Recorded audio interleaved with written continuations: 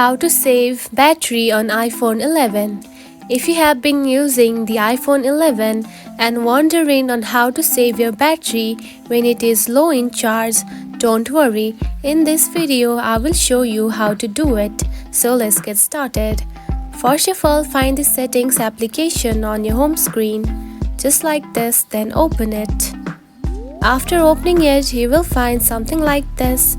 Now scroll down and here you can find battery, just right here. Now select it. Then here you can find low power mode, just right here. Now simply turn it on by tapping onto this button, just like this.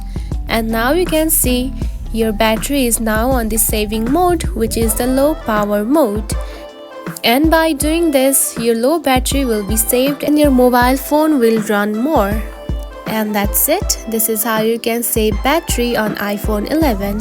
If you found this video helpful, don't forget to like and subscribe for more tips.